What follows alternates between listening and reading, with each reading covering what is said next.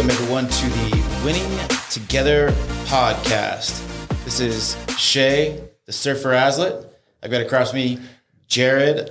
I love Hawaii, Casey. How are you? I'm doing really, really well. And I'm still feeling the Hawaii vibe. Thanks. Yeah. I'm so proud of you for getting and making time to adventure and connect in ways that are exciting for you happen. That's really rad. Thank you. Today on the Winning Together podcast, we have a very special guest. We've got a parent, a mom, a wonderful woman who her son has gone through the I Am Recovery program. And Jared, she loves listening to the Winning Together podcast. And I want to talk a little bit about your coaching and how and why you developed that at I Am Recovery, who sponsors this podcast and makes it all possible. Because what that leads into is Pam and Mike, they've taken opportunity to use this resource that you've got to do their best to be joyful and connected and engage with the situation in different ways to get different results. And I want you to tell me a little bit why you feel and what you see as it's not just we win together. You can't just go through recovery and then get spit on the other side and life is, better. Why do you see engaging families in a support group as essential to winning? So I guess the short answer to that, this could be a very long answer. I'll give you the short version. When I was working inpatient care, there was a lot of pressure to do a lot of work in a very little amount of time. And you can only fit so much information and knowledge into a small space. So if you're trying to cram all this water into a bucket and the bucket's already full, it just spills over the sides. And all the extra water is wasted. And one piece of that is it's better to give doses and treatment and care over a much longer period of time so that when you are thirsty, you have enough water and you have it when you really, really need it. And after that 30 days, 60 days of inpatient care, someone's got so much water, they feel really, really good. And a lot of them will come out just feeling, all right, I'm ready to tackle the world. I've done so good. And they go home and life is still hard. Still have troubles and things are still difficult. And then they run out of water really, really fast. Yeah, that proverbial drinking from a fire hydrant, right? Mm-hmm. Now, the conversation today is not around how the system is set up for that and what could be better. Our focus is this is the system we're at. And as we change it, we're working our best and finding ways to win through it. And so providing that coaching that creates a bridge from, you're going to have some, if you come to a recovery program with the intent to do your best, you will walk out with some skills and some tools and some different abilities. Well, and let's think of it in like buckets and pipelines. I mean, this is a pretty common analogy. Love it. People small communities around the world have to go down to the river or down to the well to get their water, carrying buckets on their heads to get back. Well, that's effective for the day. And you're always in survival. You're always working for your next opportunity. Coaches provide a pipeline. They give you a resource over time that creates a support system and encouragement, and it develops this relationship that can be much, much longer than that initial bucket that someone gets. So it's a consistent flow that continues to grow.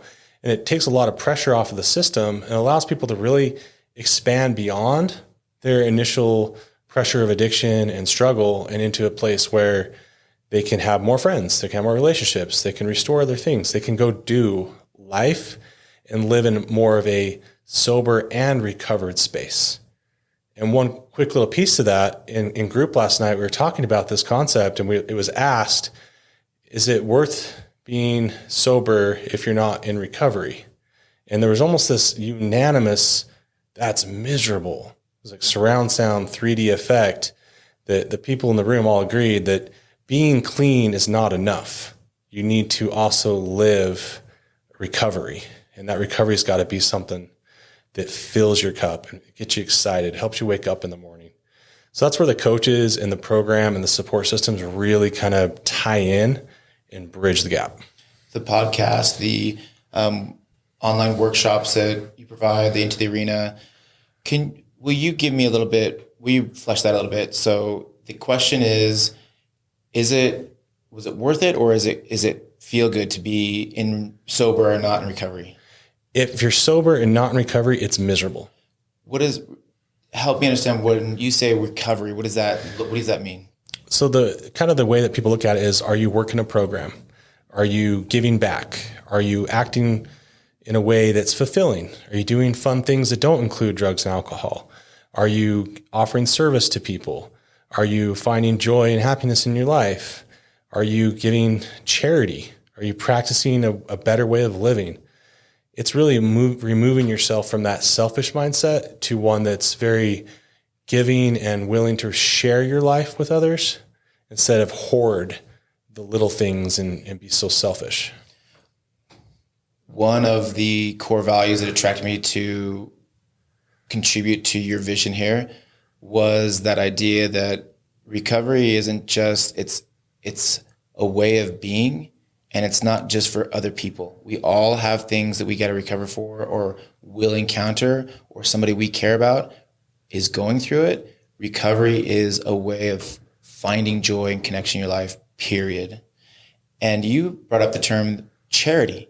Was it that resonated with you in thinking about kind of recovery as charity? And can you tell me a little bit more why that came up for you? Yeah, I mean, the short high level, I know high level, but the short end of that is you change your mentality from I have to go to do service to I get to go to service. I have to go to groups. I get to go to groups. I have to show up for my wife and my kids and my family. I get to show up for my wife and kids and my family. So reframing and understanding, like, this is an opportunity. I could die tomorrow. I could get hit by a car tonight. This might be my last day. And in that last day, I want to live it well. I want to enjoy the people around me. And charity is a more excellent way of living. It's an area. If you're going to shoot for the stars, you're going to hit the mountaintops. Charity is it's those stars. You might say, I want to live a good life, and that's shooting for the hills, and you're going to hit the ground. You really want to aim high and work that way. And as you work that path, you will find a lot of good along the way. And I adamantly believe that's what a life in recovery really looks like and what really sustains it for the long run. And that kind of juice you get from charity, that stuff means something. And it's not about months or weeks or years anymore. It's about a way of living. And attributes of charity look like what? They're selfless. They're humble. They're meek. They're kind. They're willing to be patient. They're willing to be full of integrity. They're willing to give people the benefit of the doubt. They're willing to bring energy and kindness and love and forgiveness and just let go. They're willing to be last, let other people go first. They're willing to say thank you and please and say sorry. They're willing to let their junk go. It's a process of just being a good human being. Long suffering also comes up. It never faileth also comes up. And the on the other side of practicing charity is a tremendous amount of energy that is generated in your life that continues to work and pump out and generate energy for you and what you're about. And yeah, it taps right into spirit, right into source, where we talk about this desire to feel energy, to feel love, to feel connection, which you'll hear a lot as the opposite of addiction. You can't keep doing it from your own. So that tap into charity is something that never fails. It's always available. It comes from something greater than ourselves. If you want to call it this union between souls, earth, people, animals, universe, when we're all seeking to do something good, we're connecting to this source, and it doesn't drain us. It actually charges us, and we're running around with full batteries when we're living that way. But however, there's the flip side of that. When we start believing our own hype and thinking we're better than, or we don't need other people, then we kind of become our own gods. And at that point, you fall. You've lost charity. You've lost humility. And that's a real big struggle for a lot of us. We start to believe our own hype too much. I think that's a great segue to introduce our guest today. We work with some really incredible families, and one of those incredible families that we've had a chance to engage with and work with is Pam and Mike Carminola. Is that right, Pam? Carminola? That's how they would say it in Italy. Yep. Carmignola. Carmignola. Sounds like it smells good. I bet that's some good. Pam, I'm going to set you up just a little bit, and then I want you to kind of introduce yourself and who you and Mike are, and then I want you to share why we have you on today and what you can contribute that you've been learning and growing and doing and being the last few months as you've worked with coaching at I'm Recovery. So, Pam, who are you? And then how did you get connected to I'm Recovery? And then tell me a little bit about your and Mike's path. And we're representing Mike. I know he's not here today, but he's been a huge part of, which is your husband, a huge part of the process, and avid listener of the Win Together podcast. So thank you for that very much. So tell us a little bit about yourself, Pam. Sure. My pleasure. I'm Pam, and my husband, Mike, and I live in Austin, Texas, and we've been married 35 years. We adopted our son at birth, and my husband cut the cord, and, it was like your typical, not typical, but your kind of ideal open adoption story. And Chris is unfortunately struggling and has been since we moved to Texas. This is his son, right? Yes, okay. Our son Chris. Yeah, when we moved to Texas when he was 16 or 15. And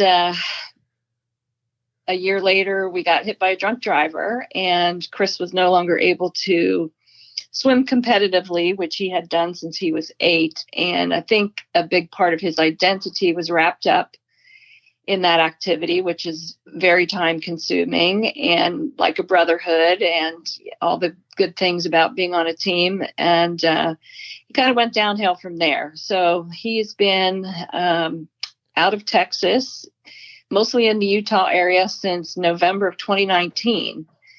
And when he left Texas, we didn't know anything about addiction, recovery, counseling, therapy. We knew very, very little. So we thought that he would go off for a few months and he'd come back and he'd be better and things could proceed.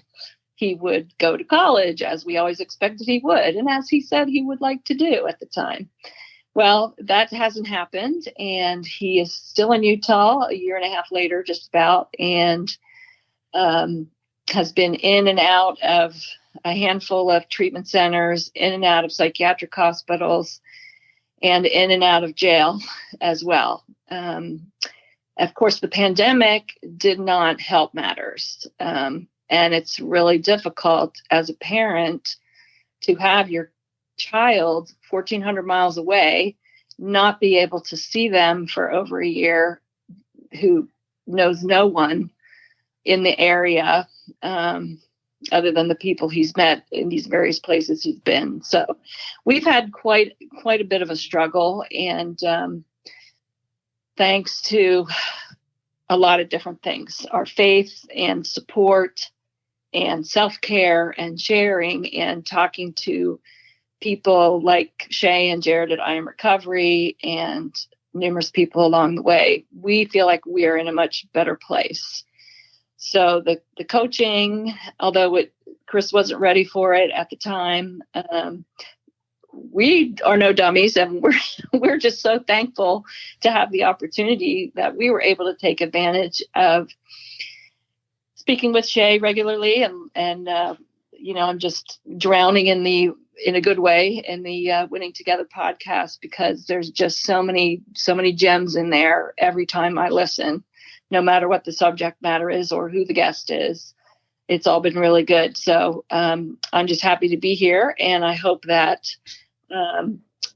I can share our experience and maybe give some other parents some hope and strength. And that's why I'm here. It's been so mutual. The coaching together has been insightful. It's been exciting. I've looked forward to it, and it's been a relationship where we generate energy. And I really, truly feel like we've been winning together. And I think that's just a rad experience in itself when you are open and willing often the universe or God or your faith or attraction, it brings together resources that help. And I think one thing I do want to make sure I communicate to the audience is one thing one of my gifts that I was able to give Chris is just love. When I started coaching with him, I did my best to meet him where he's at and just love, all out love. And that's translated, I think, really well to our working relationship where we just are not just, you've always loved and you've always loved him as best you can. And that's been at the heart, I think, of all this, of wanting to change and be willing to look for ways to solve problems. So I also want to just throw in there another piece that I've really, really appreciated is we get to see your kids and we get to see people's husbands and people's wives, and we get to be part of the journey with them and experience some of their healing. And it's really hard when they go out and they struggle and they don't quite get it yet. And you kind of mentioned that he wasn't ready yet, but there was some moments where he gained a lot and grew a lot. And I believe in my heart of hearts that that's going to pay dividends at some point in his life. Addiction is not very fun with a head full of recovery. And we've crossed that bridge before, where the more someone grows and they learn, and it's these micro moments, a week here, a moment here, a day here, a month here, that accumulates into a lot of healthy recovery knowledge till there's a combination or an accumulation where someone gets to this point where like, dang, this isn't fun anymore. And I need to take ownership for my life. And our role becomes being healthy boundary keepers and support roles and walking with them so they get there more efficiently and they still know you love them. Like Shay said, give them a lot of love, but you're not a doormat and you're not going to be treaded on. And when that time does come that they've accumulated enough of this recovery knowledge, it's really going to pay off. And really, just to put it out there, I measure things in not just this lifetime. I measure things in the lifetime to come. And I really do believe that everyone at some point will come to a realization of all those people who love them and care for them. And they'll have a remembrance of all that information and knowledge and care. And it will mean something so significant. They'll feel so much love and support that they will turn the corner, whether that's in this life or the next. So it's a hard concept to grasp, but it gives me a lot of peace and I sleep much better at night. You know, Pam, I think I'll tee up this way. It's not just the love that I think that I was able to give to your son. I was able to see him and to have conversations with you where I could tell you honestly, I see how engaging he is, how fun he wants to be, how athletic he is, how smart, how personable. And so I think also to share and see the person we want to draw out is really important. And so tell me a little bit about how you've looked at this situation, because he was in a recovery program and he, in the last couple months, has chosen to go to a different one and then a homeless shelter, and now is not in a program at the moment. How have you gotten fresh eyes for this situation that feels so much like Groundhog Day? Yeah, it is. It has been a little bit like Groundhog Day, but we also recognize that every experience he goes through, and this goes for everybody, you're learning something. You're going to get something out of it, like Jared was just saying. And all those little grains of sand of knowledge and understanding and self-acceptance, all those little tidbits are gonna pile up. I sort of feel we look at it somewhat philosophically in that, you know, these things are happening for a reason, and he's getting something out of each step along the way in this journey. And, you know, in the past, we would have been kind of lamenting, oh, he did this, or oh, he did that, or he's, you know, kind of moaning and groaning about it. But in order to save ourselves and have our recovery move along, we've learned to accept that this is his path and this is his journey. And it is what it is, and he's where he is, and kind of just focus on what we can do rather than what we cannot do.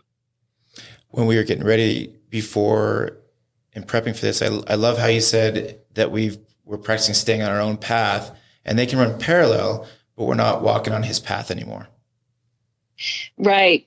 We have felt over the last few years before he left Texas that we were all on the same path.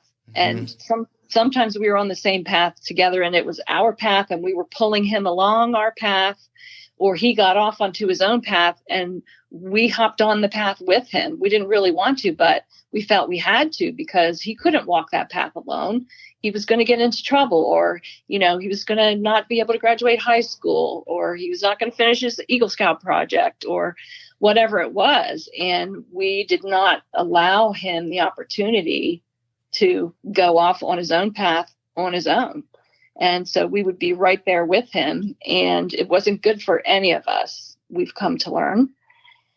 And we're really grateful now that we can be on our own path and he can be on his path, and we can walk side by side, but we are not enmeshed with his chaos and his choices and his behaviors. And it's much, much healthier for us. And he's going to have ups and downs, as is everyone. We can stay on the ground and watch the roller coaster. We do not need a ticket to ride. And we're going to keep that money in our pocket and not hop on that roller coaster with him. So Pam, you've been through this roller coaster ride enough times. There's other people listening right now that they might be at different spots on that roller coaster. And there's always that question that comes up. Well, if I don't do this, my child might die. And yes, I'll never live with myself. Can you speak to that? I'm sure you've been on that part of the roller coaster more than your fair share. Yeah, the risks are real. So how do you walk that line? Yeah, the risks are definitely real. And he has ended up in hospitals because he had feelings of self-harm and had a plan. And he did make one attempt. And it's very real that at any moment he could be gone. And how did we come to grips with that? Thank God we have our faith. I don't really know how people who do not have faith get through this journey. It's just incredibly difficult. So we do a lot of praying, and we lean on each other every day, and we talk to people, professionals. We both talk to a professional to help us through it. And I would just say to people who are still on that roller coaster, don't buy a ticket to ride it. You've got to get off that roller coaster and take care of yourself, because what are you going to have at the end of the day? He may be gone anyway. He or she may be gone anyway. And what's going to be left of you? I mean, and it sounds somewhat selfish to say, but, we still have years we want to live and things we want to do, and we cannot let this destroy us. I think that's when you talk about don't buy the ticket and what that actually looks like, I think in the coaching, that was a big breakthrough moment was when we talked about, okay, so your retirement is as important or more so than son's recovery. And you guys started dreaming again about that future that you guys are not too far away from with retirement. Tell me a little bit more about that. Yeah. One of the things that you said to us a little while ago was that our joy is as necessary as his comfort. And for a long time, it was secondary, and it's not anymore. The end of the work life is coming, and we're in a position where we need to start planning it, and we'd like to start planning it, and we're excited to start planning it. And we've decided, we're leaving this amusement park to continue the analogy. And, we can invite him to come with us. and come have fun with us and enjoy life with us at a different park. We're just going to continue on that path and hope that he comes. But we recognize, we've worked really long and hard for decades and have, socked some money away. And I don't know how we were still able to, pay for his care for the last year and a half. We're ready to move on to the next stage here shortly. It's been really good for us to get to the place where, yes, it's okay to think about ourselves, and yes, we do deserve it. And yes, we can make choices that will lead us where we want to go outside of his life, basically. One thing you said, Pam, there that really stood out to me, you said it sounds kind of selfish. And I think a lot of parents get there. A lot of us get there. And really what I'm hearing is people. Good. We do, right? What I'm hearing you really say is I'm not being selfish. I'm trying to live a self-full life where there's more to my life than just worry and catastrophe and Little Shop of Horrors roller coaster rides. And you're still saying, come with us. Come with us. This is what we want. Like that to me isn't selfish. That's living a more full life. And it's something to be honored and be proud of, that you're getting the creative energy around a life that's more in line with what you guys want, what you really, really want. So I just want to honor you for that as well. And Pam, if you're Spain is the goal. That's where you started getting really excited about when you said, we want to still do this as part of our future. And you guys are both right. I think it's the invitation to come where we want to go, but being willing to go no matter what, because it's joyful and it's healthy and it's what you're about. It changes the sick relationship somehow, and it just stops feeding it in certain ways. Yeah, I agree with that. And, we are accountable for ourselves and our choices, and hopefully this will spark some joy, or the possibility of joy for him too, to know that, I can put this behind myself and my parents are still going to be there for me, and I can, start practicing my own joy. Go along with us. That's what we're hoping. Pam, how has you and Mike, making that retirement goal as important and as valid, and your joy as valid and important as son's progress, how has that affected some of the resentments that come when we give to our loved ones, but when it goes beyond what we feel is necessary, required, or they should be this or should that? How has that affected your resentments? Has it solidified them? Has it softened them? How has that affected those? Well, the resentment piece is really important, Shay, and that's something you've definitely helped us with, because when we were not in recovery and we were still very codependent with him, there was a lot of resentment there, because we felt, here we are, we're doing this and we're doing that, and all the sacrifices that we were making, and he continued to, in our mind, screw up or not take it seriously or mess it up, not make progress, and just negative. The resentments were keeping us back from doing what we want to do in the day-to-day, but also planning for the future. We really weren't capable of looking that far ahead, because it's like this big dark cloud. Mm-hmm. Like, this big dark cloud is just going to follow us wherever we go. And we resented that. We resented him. We resented all the money, and we resented the sleepless nights. I mean, so many things that we just resented.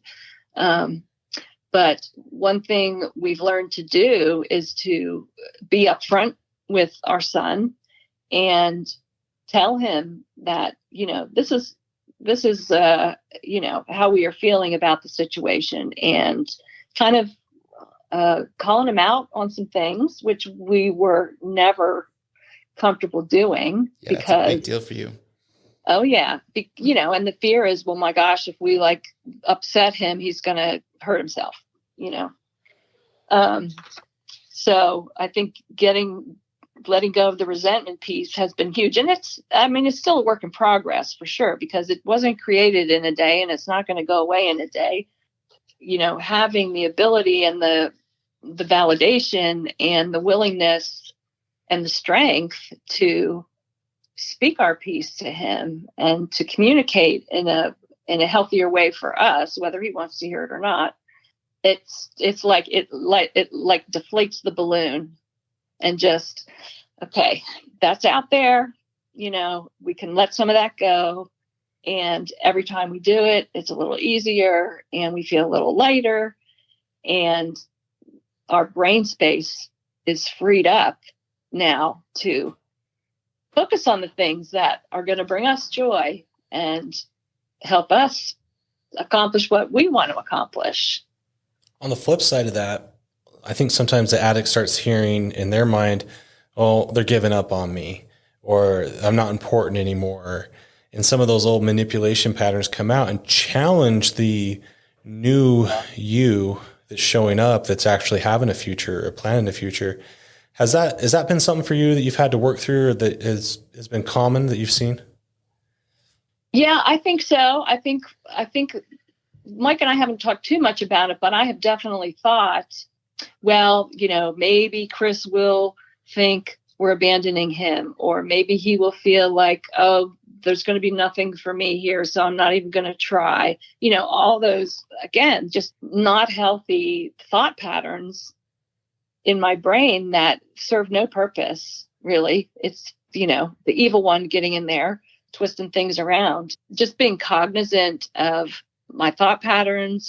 We can just continue to communicate with him, hey, we love you. We want to be a part of your life.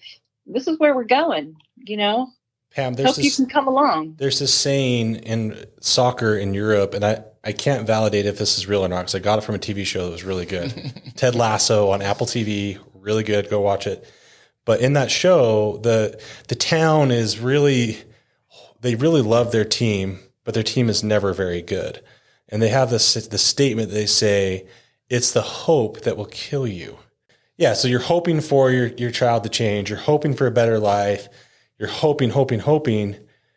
That's what's actually going to kill you. And that's the statement. So it's just a statement. It doesn't mean it's true or it's not. I just want to know if there's ever that feeling in you that, man, it sucks to keep hoping and having this happen or have this fall, or this feels like it's killing me. Yeah. We have definitely felt that way in the past. And not just about this, but, trying to conceive a baby was kind of the first time that, you hope and you hope and you hope, and you start to lose faith after a while. We were taught that God had a different plan for us. Hope springs eternal. And in the past 5-6 years, I've been very close to having no more hope. And just when I feel like that's it, there's no more hope, something happens. I read a Bible verse, I hear a devotional, someone calls me out of the blue and encourages me. There's always some sign that it's not over. There's always hope. And that's that faith piece again. I love it. I love your faith. I love your willingness to recognize that you're not alone, that there are forces, there are people, there are angels among us that are walking with us. And when we do feel at our lowest is sometimes when we really, really recognize that those forces are real and they encourage us and they love us and they carry us. So I'm really grateful for your response on that. And I've seen this with several families where they get into that cycle of, man, is this ever going to change? And it does create resentment. It creates grief. It creates bitterness. And it's that process of letting go, and we just say it, letting go and let God, or letting the universe, or letting something greater than yourself really be a source of light and energy in your life that fuels people. Yep, definitely. And it's been wonderful having, certainly we count I Am Recovery as one of those angels for us. It's been a real lifesaver, but other things too, the Al-Anon groups and books we've read, and the other podcasts and family members, practicing more mindfulness and giving. I liked, you were talking about charity earlier, and it made me think of the fruits of the Spirit, when you're giving to others. That's really what it's all about. So I'm going to ask you there's 2 coaching assignments that came up that I'm thinking of as we're talking about, especially with, Pam and Mike, you guys have been so faithful for so long, and the way you give to your organization and the way you practice your Christianity. There was 2 coaching assignments that kind of come to mind while we're talking about this, of how do we, when we feel less hope or more hopeless, how do we generate that hope? And one assignment that I gave you that I think has been a way that's generated hope is the My Time, with the sending him food where he's at. And 2, when I asked you to ask your son to notice you for your certification that you got. Can you tell me about those two experiences, those assignments? Sure. One thing was My Time, and that was when you were telling us something that you practice with your kiddo, I guess, or kiddos, is, making time, whether it's every day or once a week, just very specifically focused on the relationship and just showing up each time, just showing up. And so we took your advice and started sending Chris a meal every Saturday night. And it was a simple thing, but we would connect early in the day and say, hey, we want to send you some food. What do you think you'd like? And he would let us know, and I would take care of it and, have Instacart delivered or whatever. It was really good for all of us because he appreciated it. And I think it just was a tangible way for him to know that we cared about him. And it was good for us because it was a tangible way for us. Being so far away has been, I can't tell you how difficult, but it was a way for us to feel still like we're providing for him and helping him feel good, whether it was, pizza or Chinese or whatever. So I think that was really good. And that sort of, just that simple act helps the relationship because, it's giving and receiving and being open and appreciative. He was very, very appreciative every time that we did that. And that's kind of rare for him. We haven't gotten a lot of appreciation over the years. So that was really great. I liked how it also allowed you to define the scope of your engagement in the relationship. And that, I felt, put some power back in your corner of, instead of waiting for him, I need food now or whatnot, you said, okay, this is what we can do. I think it's defining that allowed you to practice that hope more consistently. And it was less time or less money, but it had more of an impact or on the relationship. Yeah, definitely for sure. I thought that was such an excellent idea, and hopefully we'll get a chance to do that again in the future.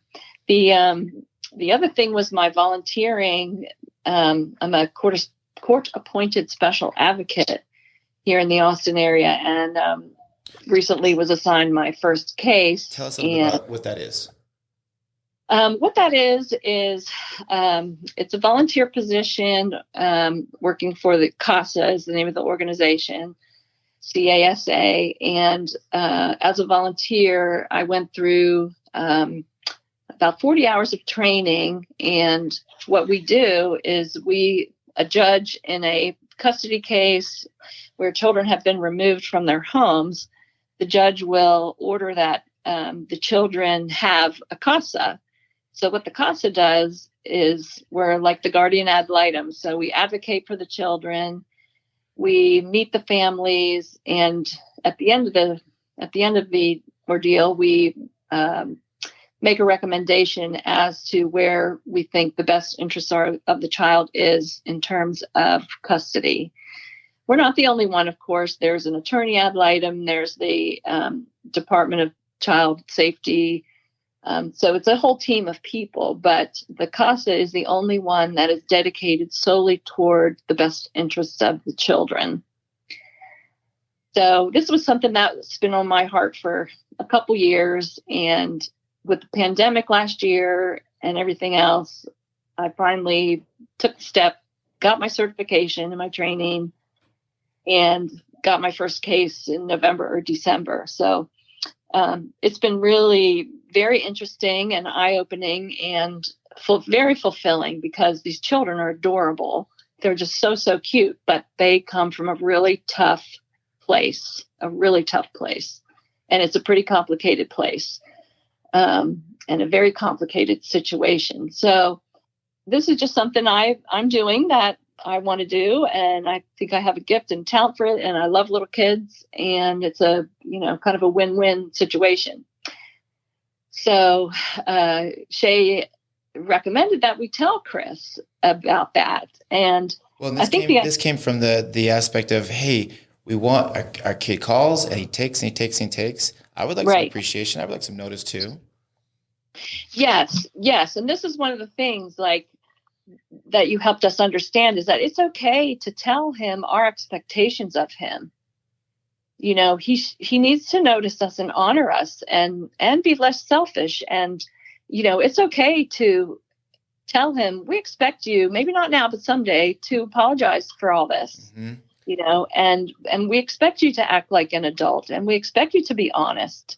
And we really expect you to acknowledge all these people, including us, who care about you. This is one of the things to help him know that we are doing good things here. There's life beyond you and your problems. And this is something that I'm doing that I feel really good about and I'm very proud of. And I wanted to share that with you.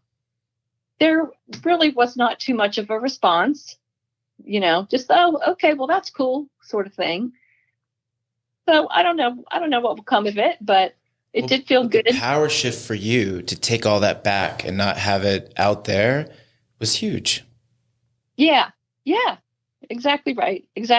So it's good. And in the past, before we started this coaching, we would try and tell him things and his eyes would just glaze over.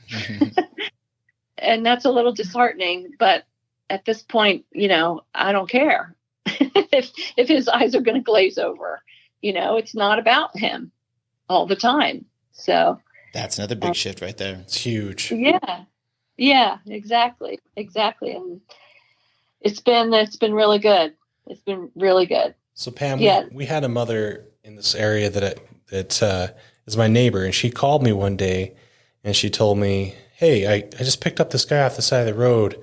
It's raining. He's got luggage behind him. I don't know what to do with him. Can you come talk to him? So I go and I talk to this guy, and he had come to Utah to check into a rehab center. And unfortunately, after he got here, that rehab center did not feel like he was qualified for them, which is, instead of doing what you'd hope they do, get him a bus ticket or get him home, they just showed him the front door. And unfortunately, his phone had died. He's just walking down the streets of Alpine, Utah, which there's not a gas station. There's not a lot it's a small town. And he was walking up the mountain, like just thinking this is a city, and it's not. This mom pulled over and got him. He asked her, why did you pick me up? Like, look at me. Why did you pick me up? And she just replied, because somebody else will pick up my kid. And to put it into context, her son's been struggling for years with similar issues and similar problems. But she felt her soul, her spirit, her God tell her, this guy needs a ride. And we were able to work with him and get him into a program. And a few months later, I heard really, really good things. So sometimes your efforts, wherever you're putting them, you put them in a good place. You're helping these kids that are coming from tough families. You're seeing their little smiles. You're hearing their growth. You're giving them little nuggets of wisdom. You're sharing your love. That's so meaningful and powerful that maybe your kid over here isn't ready for that, but you're feeding another soul. And that to me is so powerful. And in some other moment, some other space and time, your kid will get that from someone else. So I just want to see you on that again. Thank you for doing that. Oh, well, thank you for sharing that story. And I definitely feel that way. I think that Mike and I both have a lot to give. And, we're blessed enough to be able to do it.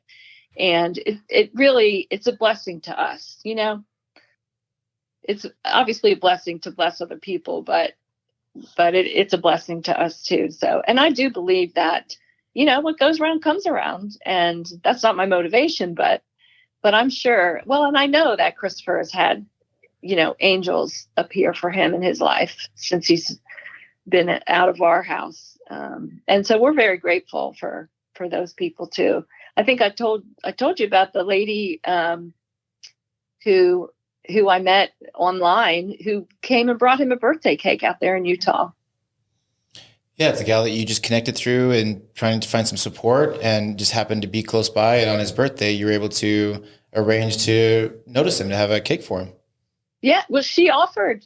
Oh, we were just saying, like I was telling this woman who I'd never met. We'd exchanged, comments in a chat, and I knew she lived in the area, and I just happened to mention that his birthday was coming up, and I was, it was his 21st birthday, and we weren't going to be able to celebrate with him. And she said, "Oh, well, where is he? I'll take him a cake."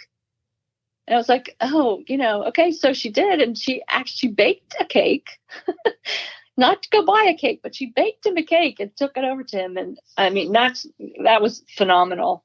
That was a definite angel there. So they're out there. And we'll totally go there with you. We know that this doesn't happen just with us, that there are guardian angels all around us and everyone listening. And it is in with you to call upon them and ask for miracles. Everyone listening, you're as entitled to miracles as anybody else, and asking. Good things come to those who ask. Mm-hmm. So there's two more like points I want to circle up. I want to bring home with both actually you, Pam, and Jared.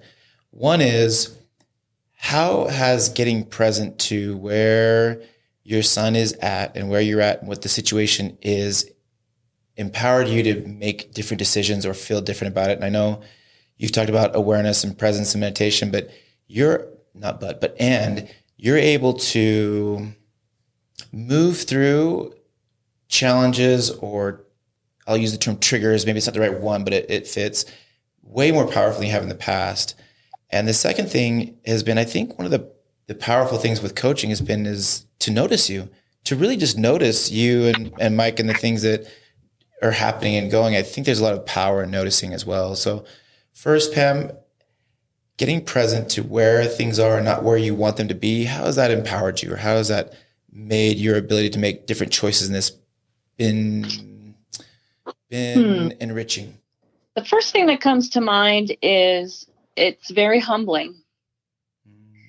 It's very humbling because I know I can't do anything about it. He's somewhere we never would have thought he would be.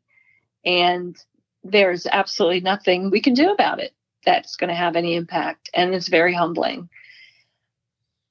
That has led us to decide we can't continue to do what we would have done in the past, which would be get on the phone, bail him out, try and manipulate the system, or get him into this place, or talk to that public defender or that prosecutor and try and solve the problem for him.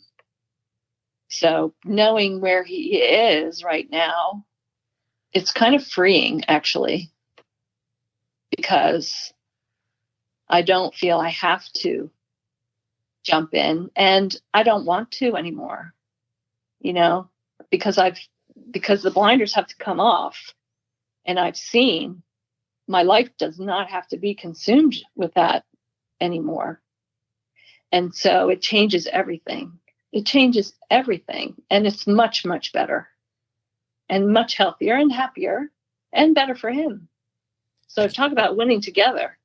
I can just feel the shedding there of that heaviness of the obligatory mama bear, solve problems, get stuff done. My son's supposed to be in college right now, not in a homeless shelter.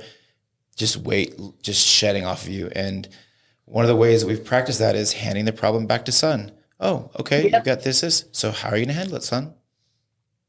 Yep. Exactly right. And, we've had to say no to him the last month or so in very painful ways. And we were pretty strong. We didn't there was no equivocating. And he would call up and say, well, did you change your mind? Could you still do this, that, or the other thing? And we would look at each other and shake our heads and say, no, sorry. And not in those words. My husband's pretty diplomatic. And he would put it in such a way where he didn't actually have to use the word no. But, it's what we need to do. And it'll help him in the long run. So I can still get triggered. And I think triggered is an okay word in certain situations. But I'm much better at stopping it before it totally derails me. And yeah, that's pretty huge for me and so much better. I'm so thankful. I can hear it real quick, Jared. I can hear that. And that is not to take into consideration when listening, the pain that goes through to deliver that joy. So we know that you have had to make those painful choices that nobody sees, but the joy that resonates now through what you're sharing is when you make those decisions to sacrifice or to be, go through that pain, on the other side is that joy that comes through. Jared. Yeah. Well, yeah. What I'm really hearing is that you're practicing love and you're practicing consulting with God, your higher power, and you're taking time to ask, what does my son really, really need right now?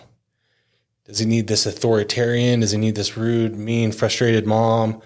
No, he might need a lunch on Saturday. He needs a little bit of love and care. That's a beautiful filter that you can't access if you don't take a breath and you don't calm down and you don't let it be. I know that you love the Bible, and I've got a scripture for you that you're really bringing out in me right now. 1 John 4:19, it says, we love him because he first loved us. Mm-hmm. Yeah, that's a good one. That's a good one. I have one hanging on my board here that I'll give to you. It's Matthew 6:34. So then, do not worry about tomorrow, for tomorrow will worry about itself. Today has enough trouble of its own. That's a great one.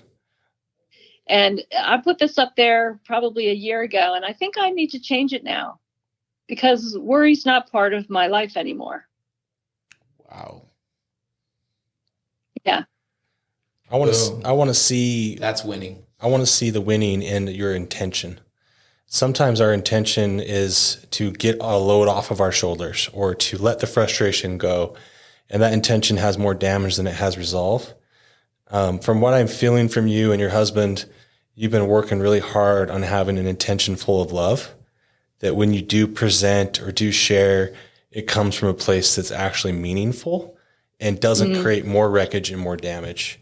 So for those listening, sometimes our immediate response is to hold a hard boundary, or hold, let's just say, our frustrations at bay, or we don't want to be manipulated, or we don't want to be put in a weird situation. So we come off really sharp or really jagged or really frustrated. And that's okay. But work towards intention that's full of love and long pauses and sometimes walks and sometimes big, long breaths, so that when you do respond, it's full of that intention and full of that love and creating space to say, come with me. We're going to Spain. We're going somewhere great. And in this place, this is how we show up. This is how we act. This is what we do for each other. Love it. Love it. Jared, the scripture that she's bringing out in you about loving first, the recent Disney movie, Raya, we watched with our kids, and one of the themes there is that you got to take the first step.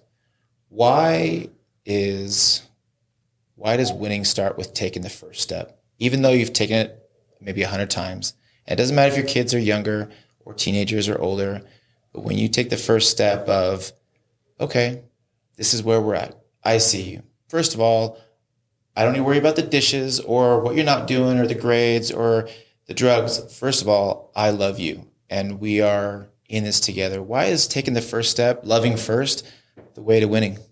We have to let go of the false realities that we live in, the distractions that we live in, let's just call it the synthetic world, and get real and get genuine. taking that first step says, I care more about you than I care about my job, or I care about the money, or I care about how things look on the outside, or the perception of what is perfect. It's really cutting to the core of saying, I want something that's real with you.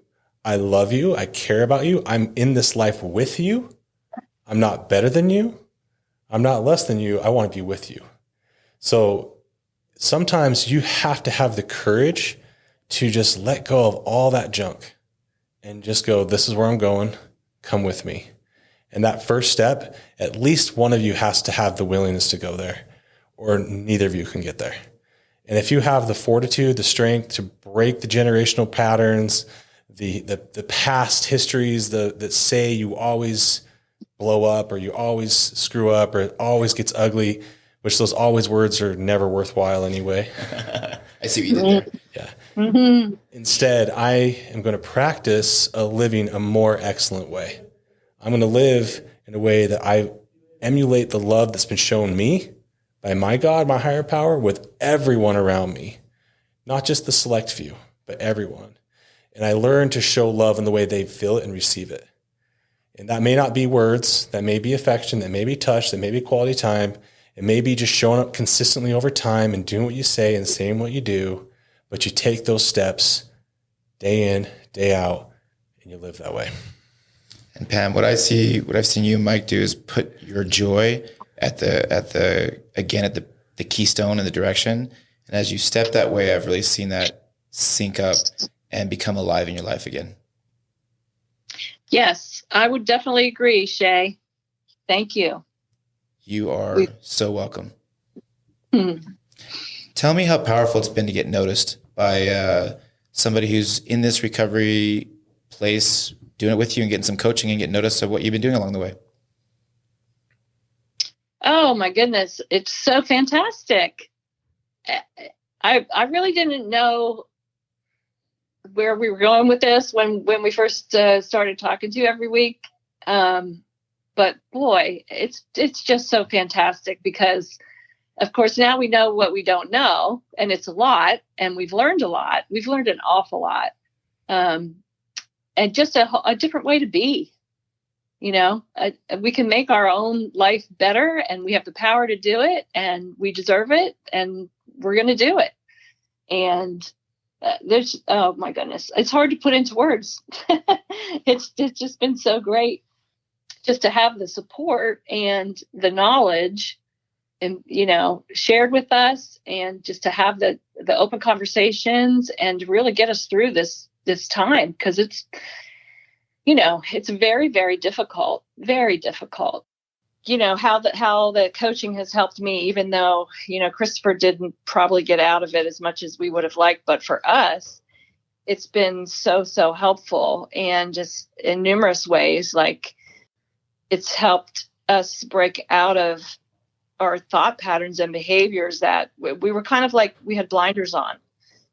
And because, as we know, the brain creates patterns, right? And you just get stuck in a rut of thinking the same thing over and over. So the blinders have come off a bit, and now we can see side to side a little bit more thoroughly, I think. And it's helped us to look at our own attitudes and beliefs, and are they valid? And no. And there's just so many things that Shay has helped us look at. Letting Christopher feel the consequences of his choices is one. Whereas in the past, for too long, we swooped in. The other part of that is the mental health challenges. And I feel like that, with a dual diagnosis, you have the addiction to deal with. And on top of that is the mental health challenges. And the way I justified it in my mind from the time he was 12 or 13 was, well, because he has mental illness, he's not able to do X, Y, Z, whatever it was. Remember to bring his jacket home, from doing his homework to you name it. I think we're coming to the realization that that's probably held him back. Great. So Pam, a couple things you said that stirred up some feelings for me. The first one was I had a client even this week tell me that he had a self-awareness that he may be disassociating a lot and was unaware of it till he saw it in somebody else. And what that manifests for him was he's telling himself this story of what's going on around with him and his family. And they're telling him one thing, and he's creating a fictional version that's more comfortable for him. And at the end of the day, he ends up blowing up relationships, burning a lot of bridges, and then sitting around looking at all the wreckage and asking himself, well, what went wrong? How come this is happening? And then he realized, like, I might be filling in a lot of pieces that aren't real. And I've been telling myself a story that isn't 100% accurate or truthful, but it's the story that made my fantasy feel a little bit more comfortable or more aligned with what he wanted and not necessarily what his family wanted or everyone else around them wanted for him. So that disassociation to him may not be extreme, but it's enough to not know his own blind spots. And for him to finally come to that realization that, wow, I have a lot more blind spots than I realized, and I want to look at them now, was actually a really big deal for him. Yeah, I can relate to that, both for myself and for Chris. Now, the other piece of this that came up for me is I have a son, I may have talked about this before, but it's worth reiterating, who lives with Down syndrome. And for years, we've been doing everything for him. You know, we had to teach him from a very young age, even how to roll over, how to burp appropriately, like the little things that kids just naturally get, he never quite could do on his own. We had to teach him how to move his legs correctly, how to get up correctly, how to do everything. And then as he got into school, he got a really excellent teacher that was not afraid to challenge him and give him consequences when he wasn't doing his part or not acting appropriately. And one day I went to take him to school because he forgot his lunch, and, you know, good parents, we run our lunch to the school and we go to the classroom, and I go in there and he's in there. I'm like, hey, here's his lunch. And I go to hand it to the teacher, and she's like, no, it goes on the hook. So I go to put it on the hook. She's like, but you don't put it on the hook. I'm like, oh, okay. Oh, come here, son. So he's, hey, daddy, you know, he comes walking over, and I hand him his backpack, and then he goes and puts it on the hook. And yeah. Then he's like, well, my lunchbox is inside. So I go to unzip it. And she's like, wait, you don't unzip that for him. He unzips it. I was like, well, he can't. He's never zipped. He can't zip. His fingers don't quite get it right. They get stuck. She's like, watch. Hey, Israel, go unzip your backpack. And he walks over, and lo and behold, he focuses real hard. He looks at his fingers. He grabs both sides of the clip, and he starts to pull, and he unzips the whole bag. And I was like, you little sandbag. And he did a great job. So then the teacher looked at me, and she's like, you know what, Jared, this is a common thing I see. You're seeing all of his disabilities. You're not seeing his abilities. Mm-hmm. We focus on ability here, and you need to do the same. That's a great story. Did you burst into tears when you saw him unzip it? I was really quite honestly shocked. It was like a Sherlock Holmes moment, like this little detective moment. Like, he's been tricking me all this time. And I was full of joy, and it also opened up the possibilities of so much more, that he could do so much more. And I was actually part of the limitation that was holding him back. Yeah. Yep. Pam, that relates to, I think, in the last few months, how have you gotten present to your 21-year-old son and seeing him in that way, and that, hey, he's where he's at, and how have you gotten present to the situation and made more peace with it? I think it's happened incrementally through talking and reading and praying and observing and just being really mindful and present and not reacting to whatever he may say or do, but just really trying to be mindful about where he's coming from. And if he's struggling with, someone at a place or in a shelter, to kind of empathize with him, but not try and solve his problem, and encourage him that, you've had these tough situations before and you can work through it if you choose to.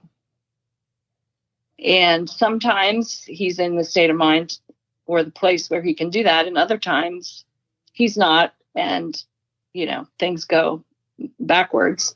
Have you handled those backwards, what you would see as backward slides, or they actually are backward slides? Have you handled those differently and this go around than you have before? That's working for you.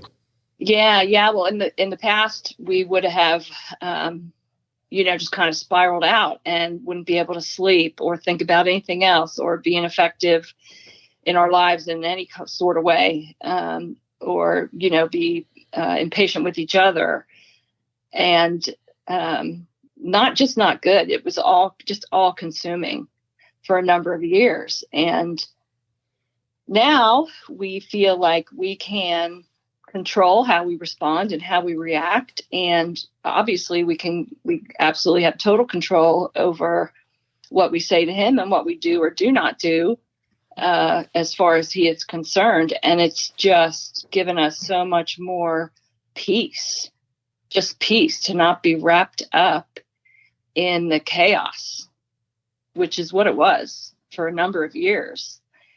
But it took us, to realize we don't want our lives to be this way. And yes, he's our son, and yes, we love him, and yes, we care for him.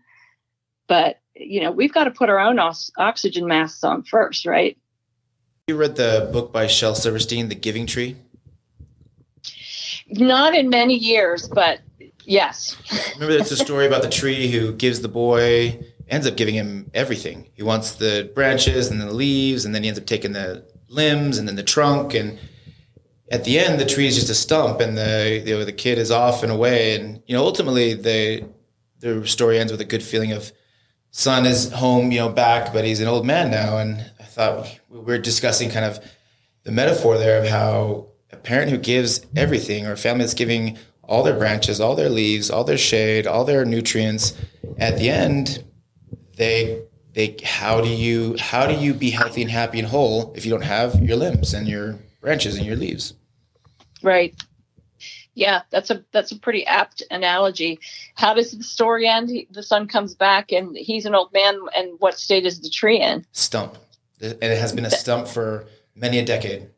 That's kind of the bottom line, is we can't control him or his behaviors, but we absolutely control what we can do, and to not get all ratcheted up and anxious and kind of go on the path with him, but to stay on our path. And they can be parallel and we can be beside him, but we're not going to be on his path. Or the roller coaster, I used to say. We're not buying a ticket to ride. We're just so grateful to have had you kind of being our angel and our shepherd, showing us the light. It really is when you partner up and you with people who want to solve problems, and that is winning together right there. I couldn't have said it better.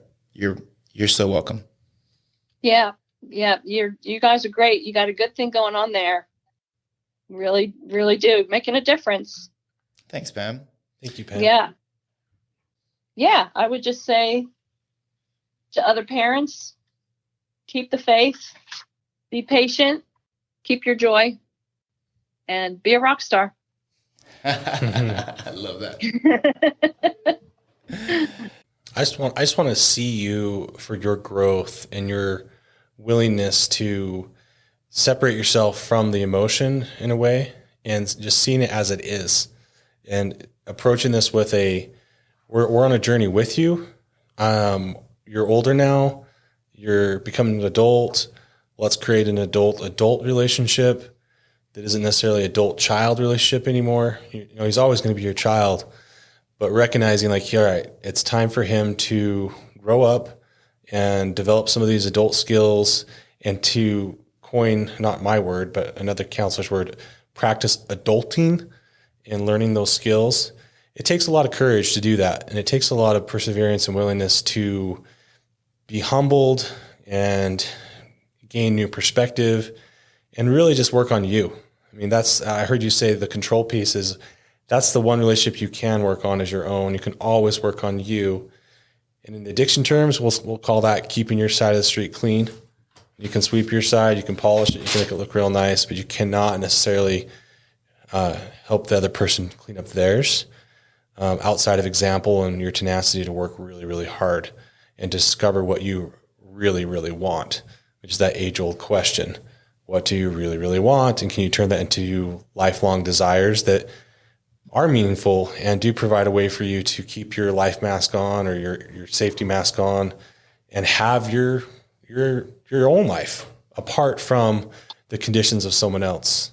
So I just want to see that, and I'm super proud of you. Well, thank you. Thank you so much. I appreciate that.